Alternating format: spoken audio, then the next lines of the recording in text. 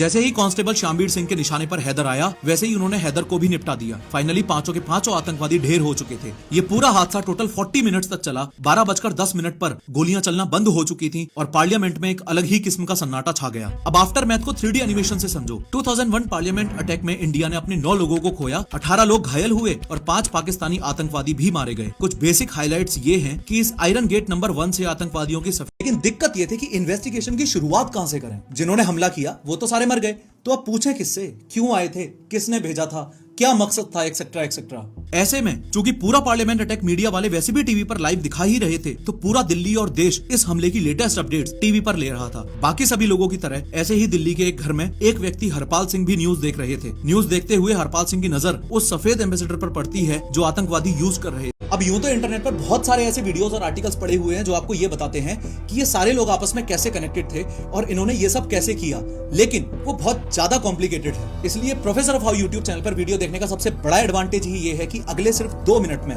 Simple और clear explanation के through आपको इजीली समझ आ जाएगा कि इन सभी ने मिलकर स्टेप बाय स्टेप क्या क्या किया और पार्लियामेंट अटैक को अंजाम कैसे दिया। देखो, नेटफ्लिक्स पर अभी 3 महीने पहले एक नॉन फिक्शनल फ्लाइट को हाईजैक कर लेते हैं और कैप्टन को बोलते हैं कि भाड़ में गया दिल्ली, अब इस फ्लाइट को लाहौर लेके चल। यहाँ एक बात पर ध्यान दो कि ये मोहम्मद वही बंदा है जो पार्लियामेंट अटैक में भी आतंकवादियों का लीडर था और जिसने गेट नंबर 1 के सामने सेल्फ ब्लास्ट किया था। खैर, जो प्लेन काठमांडू से टेक ऑफ करके दिल्ली में लैंड होना चाहिए था, वो प्लेन फ्यूल भरवाने के लिए पहले अमृतसर लैंड करता है, फिर वहां से टेक ऑफ करके लाहौर में लैंड करता है। लाहौर में भी रुकने की परमिशन नहीं मिलती तो वहां से दुबई में लैंड करता है, फिर दुबई में भी परमिशन। आपको ये समझ आ गया कि मसूद अजहर को मोहम्मद ने IC-814 कांधार हाईजैक के जरिए छुड़वा लिया था। आपको ये भी पता चल गया कि मोहम्मद, रजा, हमजा, राणा और हैदर वो लोग हैं जिन्होंने पार्लियामेंट पर हमला किया था। और अब आपको ये भी पता है कि गाजी बाबा को मसूद अजहर ने जम्मू एंड कश्मीर में जैश ए मोहम्मद का कमांडर बना दिया था। अब बस ये समझना बाकी है कि तारिक, अफजल गुरु, SAR गिलानी, शौकत और अफसान गुरु ने क्या क्या रोल निभाया। शुरुआत अफजल गुरु और तारिक से करते हैं। देखो, जून उस समय दिल्ली के मुखर्जी नगर में अफजल गुरु का कजन रहता था, शौकत हुसैन गुरु। अफजल गुरु अपने उस कजन के पास दिल्ली भाग जाता है और कुछ साल वहां रहता है। ये वही ड्यूरेशन था जब अफजल गुरु ने दिल्ली यूनिवर्सिटी में अपनी ग्रेजुएशन पूरी की।